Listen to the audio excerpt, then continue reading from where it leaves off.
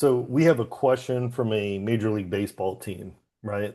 So for those that don't know, Major League Baseball has their analytics are through the roof, right? They're measuring everything, man, right? And so one of the things that's interesting is the team that reached out has noticed that the in-game range of motion changes compared to table assessments, which makes sense, right? But essentially what Meaning it gets bigger? Yeah, so essentially what they're saying is you take let's bring it down to a shoulder. And this is all Yeah, hypothetical just to understand, right? yeah, This yeah. isn't this right. But let's say I have external rotation and I can only get to 90 degrees of external rotation on a table Mhm. test. So Uh-huh. you're assessing my shoulder. Obviously, I'm face down, right? And we're doing Yep. external rotation, right? And you can take mine passively there to 90 degrees. Let's say that I can close the gap. So I'm also at 90 active. That would be impressive.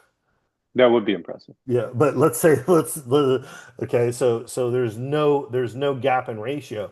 Then what ends up happening is these baseball players go into the field and then they see that hey, like on the table they can only get to 90 degrees, but on the field they're getting 95, 100, et cetera. They're getting more, right? So that's where the gap is, right? And so essentially the question is, and since I don't know if anyone on planet Earth has more time teaching assessment and assessing than you in regards to joint range of motion.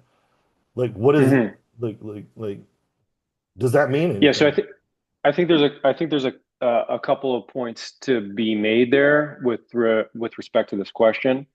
So first, which I think should maybe be fairly obvious, is obviously when we do, if we're bringing it into the shoulder, because that's probably what they're asking, generally around the shoulder, I would imagine. When we assess a shoulder on the table, like you described, and we're looking at the rotational capacity of the shoulder, we are specifically looking only at the glenohumeral joint. So we are looking only at the ability of the shoulder and the components of the shoulder, the bony components of the shoulder, how they move relative to each other, because that gives us information about the status of that shoulder.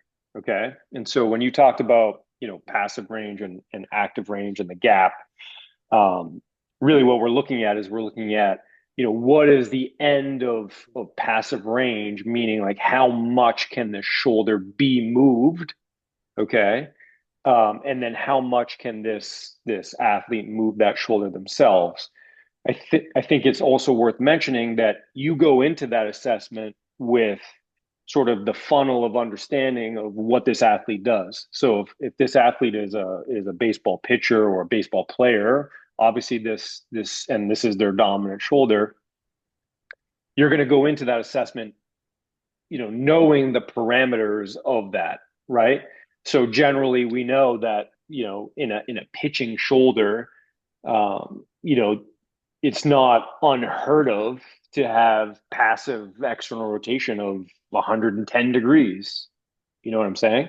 So you have to kind of go in with that knowledge of knowing that you might see that, and you're probably going to see that. And a lot of that is just anatomical change driving structural change driving anatomical change for the fact that this athlete repetitively throws a baseball. Okay. Um, so so when we see those numbers, we have to know that those are specific to the joint being assessed. But we also have to know that when we see on the field, because now Major League Baseball, has all these different cameras and ways to analyze this.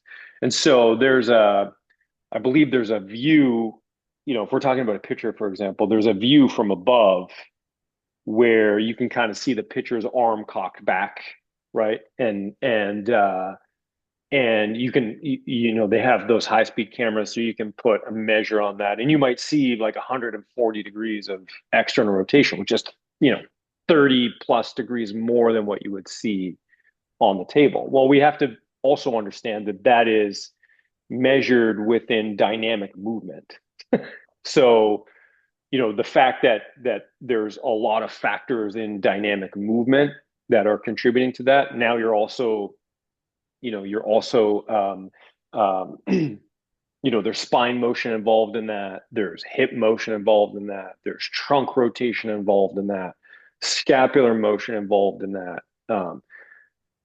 Never mind the biomechanical parameters that have to occur in sequential order for the shoulder to be in that position.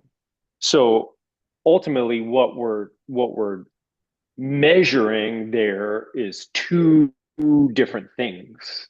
Mhm. I think is important.